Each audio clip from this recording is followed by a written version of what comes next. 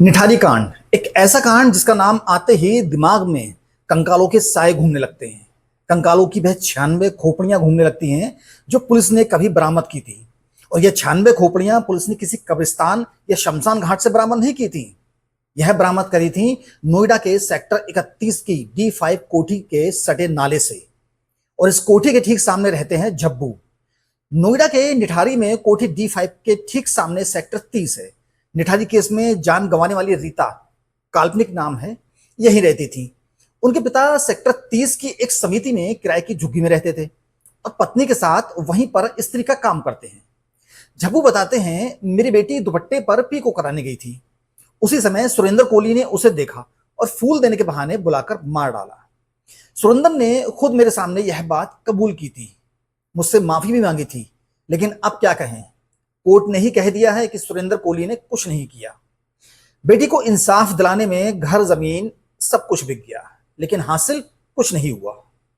नोएडा के सेक्टर 30 में रहने वाले झब्बू 2006 में सामने आए निठारी कांड में बेटी को खो दिया था। उसे इंसाफ दिलाने के लिए 19 साल तक कानूनी लड़ाई लड़ी, लेकिन 30 जुलाई को आए सुप्रीम कोर्ट के फैसले ने उन्हें निराश कर दिया। कोर्ट ने आरोपी रहे मुनिंदर सिंह पंडेर और सुरेंद्र कोहली को बरी कर दिया। कोर्ट ने ना कबूलनामा माना और ना ही कंकालों की रिकवरी को। 2006 में नोएडा के सेक्टर 31 की D5 कोठी से नाले में 19 कंकाल मिले थे। इसमें से 16 को लेकर निठारी केस चला था। मर्डर का आरोप कोठी के मालिक मुनिंदर सिंह पंडेर और उसके नौकर सुरेंद्र कोहली पर लगा। अब सुप्रीम कोर्ट के फैसले के बाद पंडेर दोनों केस में बरी हो चुका है। वहीं सुरेंद्र कोहली 12 केस में बरी हो चुका है, लेकिन अभी उसका एक केस पेंडिंग में है। कानून के जानकारों का कहना है कि कोहली को इस पेंडिंग केस में भी जल्द राहत मिल सकती है। हमने निठारी कांड पर आए सुप्रीम कोर्ट के फैसले को समझने के लिए केस से जुड़े एडवोकेट से बात की, साथ ही विक्टिम के परिवार वालों और बरी हो चुके मनिंदर सिंह पंडेर के परिवार से बात की। पीड़ित लड़की के पिता झब्बू कोर्ट के फैसले से बहुत नाराज दिखे। वो कहते हैं, अब सुरेंद्र कोहली ने कुछ नहीं किया तो फिर क्या बताएं। अगर पंडेर दोषी नहीं था तो 18-20 साल उसे जेल में क्यों रखा। आखिर लोअर कोर्ट ने सजा कैसे सुनाई। पंडेर और कोहली ने गलत किया तभी तो जेल में रखा गया। हमने 96 सिर की गिनती करके सेक्टर 49 थाने में दी थी। उस वक्त थाने में कई पुलिस अधिकारी मौजूद थे। उनमें सेक्टर 20 थाने के SO BP सिंह ने हमसे कहा कि कंकालों की संख्या जितनी कम होगी उतनी ही जल्दी सजा मिलेगी, इसलिए हमने भी संख्या पर गौर नहीं किया। घटते घटते कंकालों की संख्या 19 पर आ गई। इसके बाद इनमें से 16 मामलों में कार्रवाई शुरू हुई। मुझे तो यही लगा था कि 2 केस हो चाहे 16, हमें तो फांसी की सजा दिलाने से मतलब है। हम यह नहीं जानते थे कि फांसी तो दूर की बात है, आरोपियों को सजा भी नहीं होगी और वह इसमें बरी हो जाएंगे। पुलिस ने हमें गुमराह किया। झब्बू आगे बताते हैं कि हमने इंसाफ पाने के लिए घर बेचा, जमीन बेच दी, फिर भी किसी तरह से इंसाफ नहीं मिला। 4 लाख इकट्ठा किया, इसके अलावा ना जाने कितनी बार 50,000 और 20,000 रुपए खर्च किए। अब हमारे पास कुछ नहीं बचा है, सब कुछ खत्म हो गया और इंसाफ भी नहीं मिला। बस यही किराए की झुग्गी है जिसमें कपड़े प्रेस करके गुजारा कर रहे हैं। अगर यह दोनों दोषी नहीं है तो इन्हें जिसने गिरफ्तार किया और जेल में रखा उन पर कार्रवाई होनी चाहिए। अगर गलत व्यक्ति को जेल भेजा है तो अब जांच अधिकारियों को सजा होनी चाहिए। झब्बू आगे कहते हैं कि यह पूरा केस मानव अंगों की तस्करी का भी हो सकता है। वहां से एक भी पूरी बॉडी नहीं मिली थी, सभी मरने वालों के अंग निकाल लिए गए थे, आंखें, दिल, गुर्दा सब निकाल लिया गया था। आप कहीं भी जांच करा लीजिए, सीने की एक भी हड्डी नाले में नहीं मिली, सिर्फ हाथ पैर की हड्डियां मिली। अब बस भगवान के भरोसे हैं और कुछ नहीं कह सकते। हम तो केस लड़ते हुए बर्बाद हो गए, अब भिखारी बन चुके हैं। अब सिर्फ PM नरेंद्र मोदी और CM योगी से ही उम्मीद है। अगर यह केस निठारी की फिर से दोबारा जांच शुरू करा दें तभी पूरा सच सामने आ सकेगा। सुप्रीम कोर्ट के फैसले के बाद हमने मोनिंदर सिंह पंडेर के बेटे कर्णदीप पंडेर से भी बात की। वे बताते हैं कि जब यह फैसला आया तब पापा काफी देर तक शांत रहे, फिर कुछ देर रोते रहे और बोले कि अब माथे का कलंक हट गया। कर्णदीप ने बताया कि 1 अगस्त को पापा का जन्मदिन होता है, उसके एक दिन पहले मेरा जन्मदिन था। 19 साल बाद पहली बार हम सब लोग बर्थडे पर खुश हो सके। हमें उम्मीद थी कि एक ना एक दिन इंसाफ मिलेगा। सुप्रीम कोर्ट के फैसले के बाद पूरे परिवार को राहत मिली है। आप समझिए कि आखिर सुरेंद्र कोहली और मोनिंदर सिंह पंडेर कैसे बरी हुए। हमने मोनिंदर सिंह पंडेर के वकील मनीषा भंडारी से बात की।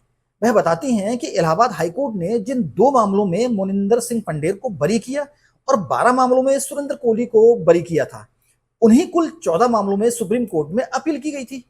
केस की सुनवाई करते हुए सुप्रीम कोर्ट ने सीबीआई के अधिवक्ता से यही पूछा कि हाईकोर्ट के फैसले में क्या कमी है, उसमें क्या गैरकानूनी है।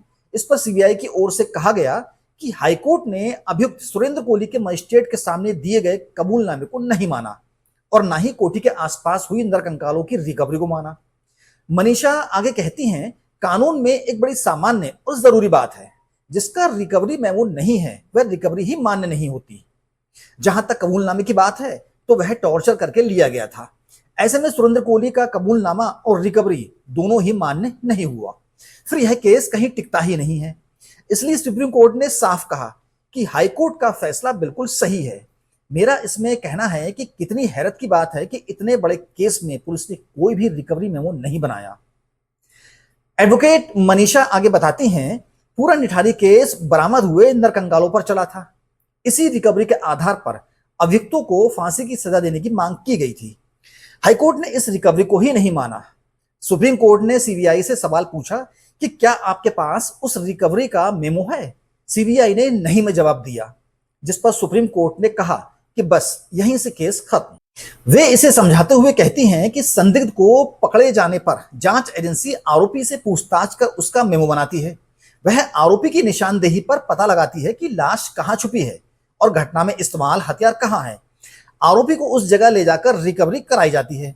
इसी प्रक्रिया को मेमो कहते हैं, यानी पहले आरोपी का बयान लिया जाएगा, उसके बाद उसी की निशानदेही पर रिकवरी होगी।